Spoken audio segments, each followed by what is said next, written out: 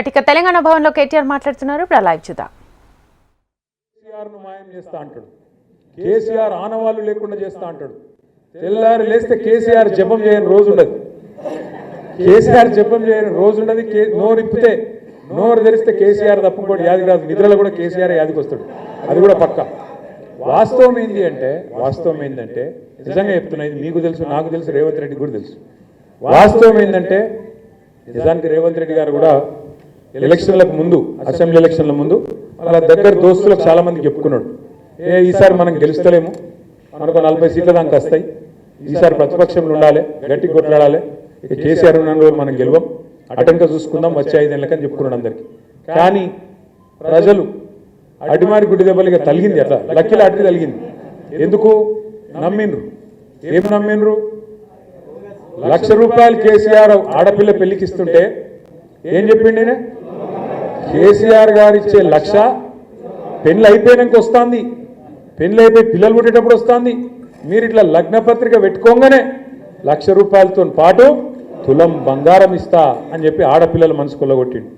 అట్లే రైతులకు ఏం చెప్పిండు, రైతన్నలందరికీ కేసీఆర్ బిచ్చమేసినట్టు 10,000 ఇస్తుండు, నేను 15,000 ఇస్తా. కేసీఆర్ 1,00,000 రూపాయలు మాఫ్ చేసిండు, నేను 2,00,000 మాఫ్ చేస్తా.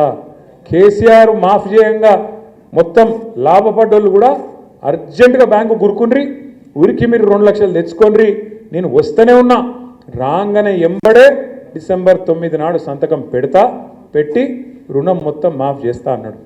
ఇలా రేవంత్ రెడ్డి గారి ప్రభుత్వం వచ్చి ఒక 450 రోజుల దాకా అవుతా ఉంది. 450 మంది రైతులు రోజుకొక్కరు చొప్పున చచ్చిపోయారు ఈరోజు వరకు ఆత్మహత్య చేసుకొని. మనం ఆలోచించాలి, మరి కేసీఆర్ ప్రభుత్వంలోనేమో ఈ పరిస్థితి లేకుండే. కేసీఆర్ ప్రభుత్వంలో మనం చెప్పుకున్నాడు కాదు, కేంద్ర ప్రభుత్వం పార్లమెంట్లో చెప్పింది, రైతు ఆత్మహత్యలు భారతదేశంలో అత్యధికంగా తగ్గించింది కేసీఆర్ ప్రభుత్వం, తెలంగాణ రాష్ట్రం అనే మాట మనం చెప్పుకున్నాడు కాదు, కేంద్రం ప్రభుత్వం పార్లమెంట్లో చెప్పిన మాట. మళ్ళీ ఒక్కసారి ఆత్మహత్యలు ఎందుకు చాలైనాయి? ఏం జరుగుతున్నది? ఇది కాలం తెచ్చిన కరువా, కాంగ్రెస్ తెచ్చిన కరువా? మనం అర్థం చేసుకోవాల్సిన అవసరం ఉంది. కేవలం కేసీఆర్ మీద కోపం, కేసీఆర్ ఆనవాళ్ళు ఉండొద్దనే ఒక ఆరాటం, దాంతో ఇవాళ మేడిగడ్డ కాళేశ్వరంలో 3 రిజర్వాయర్లు, 19 పంప్ హౌజులు, 3 బ్యారాజులు, 19 రిజర్వాయర్లు, అదేవిధంగా 21 పంప్ హౌజులు. ఇట్లా కాళేశ్వరం అంటే ఎక్కడో అక్కడ గోదావరిల కింద 80 మీటర్ల మీద ఉండే కాడ నుంచి హైదరాబాద్ దగ్గర, హైదరాబాద్ నెత్తి మీద కుండబెట్టినట్టు 618 మీటర్లకు పైకి, అప్పుడెప్పుడో శివుడు గంగను కిందికి దించిండట, కేసీఆర్ ఏమో గంగను పైకి తీసుకొచ్చిండు. అక్కడ 80 మీటర్ల నుంచి 618 మీటర్ల కాడికి తీసుకొచ్చి కొండపోచమ్మ సాగర్ నింపి కాళేశ్వరం అనే ప్రాజెక్టు ప్రపంచంలోనే అతిపెద్ద లిఫ్ట్ ఇరిగేషన్ ప్రాజెక్టు, ఆ ప్రాజెక్టు కట్టిండు. అందులో 3 బ్యారేజీలు ఉన్నాయి. అందులో 3 బ్యారేజీలల్లా 340 పిల్లర్లు ఉన్నాయి, 340 370 పిల్లర్లు ఉన్నాయి. అందులో ఒక్క పిల్లర్కు పర్రె పట్టింది, ఒక్కటి. దాన్ని పట్టుకొని ఎంత కథ చేసిర్రు అప్పుడు? కాంగ్రెస్ వాడేమో దున్నపో తినింది అంటాడు, బీజేపీ ఏమో దుడ్డను కట్టారు అంటాడు.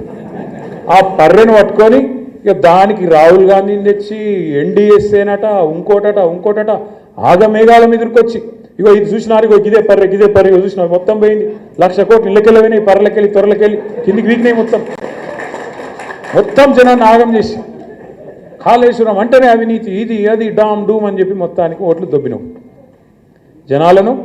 నువ్వు తర్వాత ఇంకా మల్లన్న పుల్లన్న ఉన్నారు కదా యూట్యూబ్లో, అందరు కలిసి మొత్తం కేసీఆర్ తిట్టుడే పనిగా పెట్టుకొని జనాల నెత్తులు పాడు చేసి, రైతుల నెత్తులు కూడా ఖరాబ్ చేసి, మొత్తానికి ఏదో జరగందేదో జరిగినట్టు చూపెట్టి ఆయనతో ఓట్లు కొట్టుకున్నారు.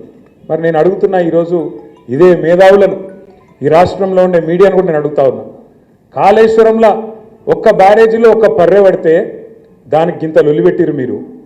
మరి అలా సుంకిశాల కూలిపోతే, అక్కడ రిటైనింగ్ వాళ్ళు కూలిపోతే ఎవ్వరు మాట్లాడరు, బీజేపీ వాడు మాట్లాడాడు, కాంగ్రెస్ వాడు కుయ్యనడు. ఎస్ఎల్బీసీలో 2.5 కిలోమీటర్ల టనెల్ కూలిపోతే ఎవరు మాట్లాడరు. మీ కాడ ఏం ప్రాజెక్ట్ అది? పెద్దవాగు ఖమ్మం దగ్గర కొట్టుకపోతే, ఆ బ్రిడ్జ్ కొట్టుకపోతే ఎవడు ఎన్డీఎస్ఏ మాట్లాడాడు, ఎవడు ఎన్డీఏ మాట్లాడాడు. చూడండి, ఇలా రేవంత్ రెడ్డికి రక్షణ కవచంలాగున్నది ఎవరో కాదు, బీజేపీ. నేనేదో ఉత్తరం చెప్తలేను ఈ మాట. లేకపోతే మేడిగడ్డల పర్రె పట్టింది, అని రేవంత్ రెడ్డి అనగానే తెల్లారి వరకు వాడొచ్చి వాలిపోలే గద్ద లెక్క బీజేపీ ఎన్డీఎస్ఏ అని వస్తుంది, నేషనల్ డ్యామ్ సేఫ్టీ అథారిటీ. వస్తాడు, వచ్చేది ఇట్లా చూసినట్టు చూసి తెల్లారి వరకే బీజేపీ ఆఫీస్లో ఒక రిపోర్ట్ తయారు చేసి ఇక్కడ ప్రజల మీద వేసి ఎలక్షన్లలో గోల్మాల్ చేసింది. మరి ఇలా ఎస్ఎల్బీసీలో టన్నల్ కూలి దాదాపు 72 గంటలు అవుతాను, ఎందుకో రాడు. మరి ఎన్డీఎస్ఏ రాదు, ఏ బీజేపీ వాడు మాట్లాడాడు, ఎవరి నోరు పెగులుతలేదు. కిషన్ రెడ్డి మాట్లాడాడు, బండి సంజయ్ అన్నాడు అన్నాడు. ఎందుకు, ఏమొచ్చింది ఇబ్బంది మీకు, ఎందుకు మాట్లాడతలేరు? సుంకిశాల రిటైనింగ్ వాళ్ళు కూలిపోతే దాని మీద ఒక సోదరుడు మహబూబ్నగర్ జిల్లాలో గవినోల శ్రీనివాస్ అని ఉంటాడు, ఆయన ఆర్టీఐ కింద దరఖాస్తు పెట్టుకున్నాడు. ఎంత నష్టమైంది, ఎందుకు కూలిపోయింది చెప్పాలి, కాంగ్రెస్ ప్రభుత్వం అవినీతి వల్ల కూలిపోయిందా, ఏమిటికి కూలిపోయింది చెప్పాలి అంటే ఏం ఆన్సర్ ఇస్తారు తెలుసా, ఏం జవాబు ఇచ్చారు ఎరికైనా? ఇది దేశ భద్రతకు సంబంధించిన అంశం, మీకు చెప్పమాట.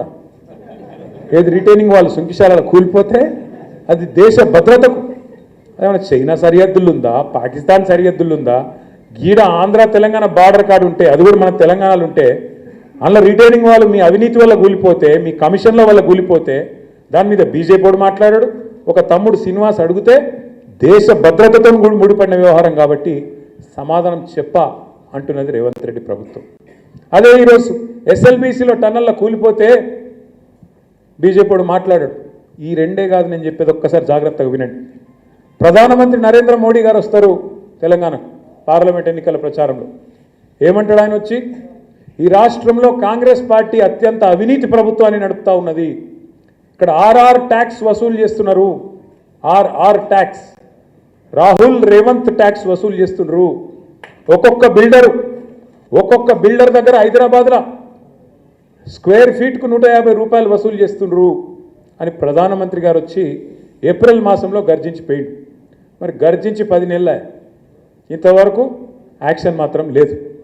అయ్యా రేవంత్ రెడ్డి గారు తన బావమరిదికి, బావమరిది గారి కంపెనీ పేరు శోధ, ఆ శోధ అనే కంపెనీ కేవలం 2 కోట్ల లాభం ఆర్జించింది. అసొంటి కంపెనీకి 1137 కోట్ల కాంట్రాక్ట్ ఇచ్చిండు రేవంత్ రెడ్డి.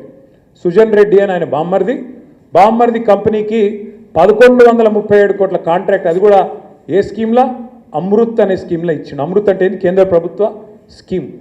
నేను ఢిల్లీ దాకా పోయినా, ఇక చూడండి సార్, ఈయన వాళ్ళ బామ్మర్ది, ఆయన కంపెనీకి ఎలాంటి అర్హతలు లేవు, 2 కోట్లు వాళ్ళ కంపెనీ లాభము. మరి 2 కోట్ల లాభం సంపాదించే కంపెనీ 1137 కోట్ల పనిచేస్తుందంటే ఊళ్ళో చిన్నపిల్లగాడు కూడా నమ్మడు. గా కంపెనీకి ఇస్తే మీరు విచారణ చేయరా సార్ అని చెప్పి ఆ సంబంధిత మంత్రి గారికి, మున్సిపల్ మంత్రి గారికి ఢిల్లీలో ఆయనకు దరఖాస్తుతో పాటు మొత్తం ఆధారాలు ఇచ్చి వచ్చి 6 నెలలు ఆయన ఉల్కడు పల్కడు.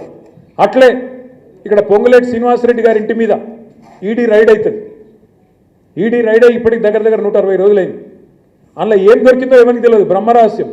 ఈడీ నోరు ఇప్పాడు, పొంగులేటి నోరు ఇప్పాడు. ఇవన్నీ ఏనికి సంకేతం? మరి ఎవరిని కాపాడుతున్నారు ఇవాళ రాష్ట్రంలో? బీజేపీ మీద ఒక్క మాట రేవంత్ రెడ్డి మాట్లాడాడు, మీరు చూడు. తెల్లారలేస్తే కేసీఆర్ని తిట్టుడే తప్ప బీజేపీ మీద పల్లెత్తు మాట్లాడాడు.